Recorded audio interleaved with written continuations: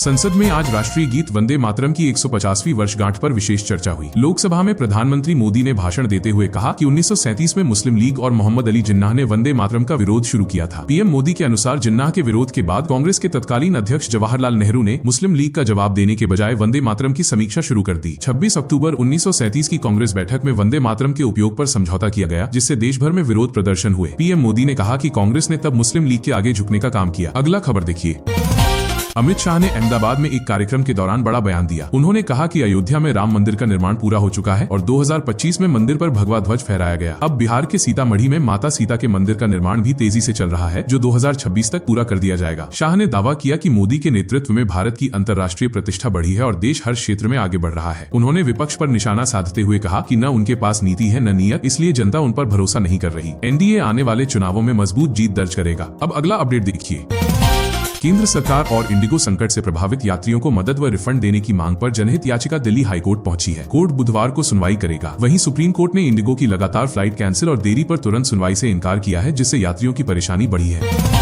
पश्चिमी यूपी में फर्जी वोटिंग की बढ़ती शिकायतों पर सीएम योगी ने कड़ी कार्रवाई के निर्देश दिए हैं। मेरठ और मुजफ्फरनगर में निगरानी बढ़ाई गई है। उन्होंने कहा कि शायद प्रक्रिया में एक भी फर्जी वोट न जुड़ने पाए और किसी पात्र मतदाता का नाम न छूटे। कार्यकर्ता पूरी सतर्कता रखें।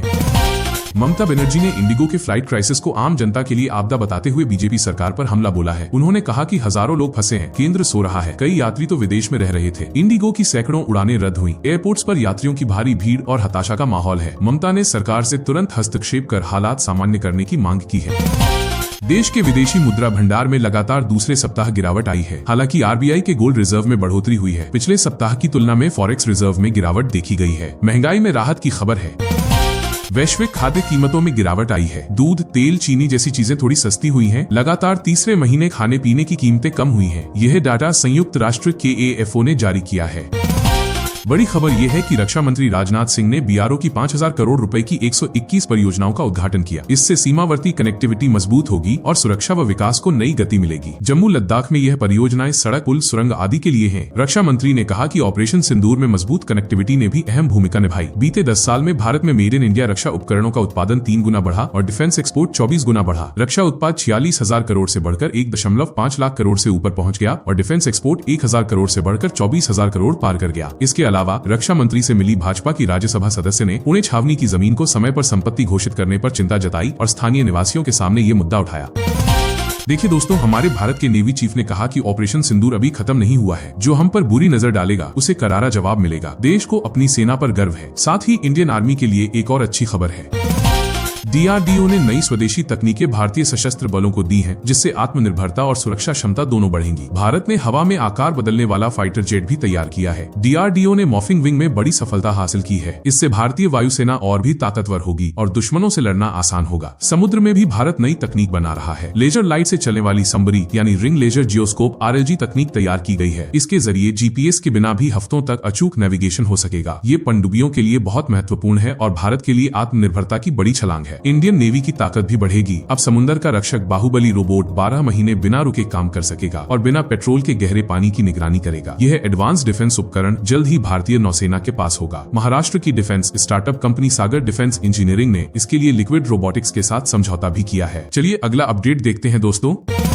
बिहार में अब बनेगी इंडस्ट्रियल सिक्योरिटी फोर्स। मुख्यमंत्री नीतीश कुमार सरकार ने ये बड़ा कदम उठाया है। निवेशकों के लिए भी ये अच्छी खबर है। राज्य में उद्योगों को सुरक्षित और अनुकूल माहौल देने के लिए बिहार सरकार ये नया प्लान बना रही है। बिहार में जैसे CISF है वैसे ही अब BISF बनेगी। नीतीश सरकार ने इसका फैसला लिया है। BISF का पूरा नाम है बिहार इंडस्ट्रियल सिक्योरिटी फोर्स।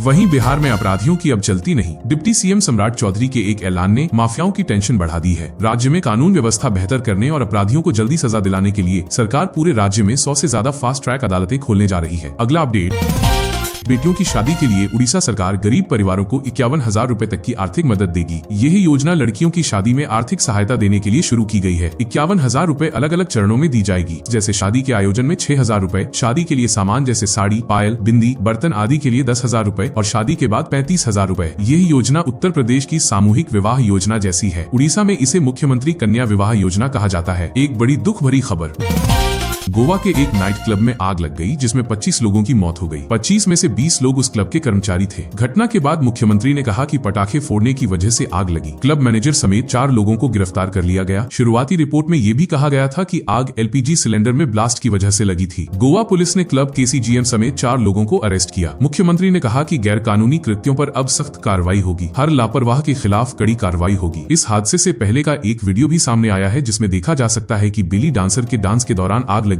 और संकरे रास्तों की वजह से फायर ब्रिगेड को भी रोका गया। लोकल सरपंच का कहना है कि यह क्लब अवैध था और इसे तोड़ने का नोटिस भी दिया गया था। गोवा के अरपुरा इलाके में ब्रिज बाय रोमियो लेन में ये आग लगी। हादसे का पहला वीडियो भी सामने आया है जिसमें छत से आग लगने की शुरुआत दिख रही है और आग धीरे धीरे भयंकर रूप ले गई। अब सबसे बड़ा सवाल ये है कि इन 25 मौतों का जिम्मेदार कौन है, प्रशासन, सरकार या कोई और। भविष्य में ऐसी घटनाएं न हो इसके लिए सरकार ने कदम उठाया है। एसडीएमए ने सभी नाइट क्लब और रेस्तरां को सख्त चेतावनी दी कि सुरक्षा का कोई समझौता नहीं होगा। प्रधानमंत्री नरेंद्र मोदी ने भी दुख जताया और गोवा के मुख्यमंत्री से बातचीत की। मृतकों और पीड़ितों के लिए मुआवजे का ऐलान भी किया गया। एक और दुख भरी खबर महाराष्ट्र के नासिक से।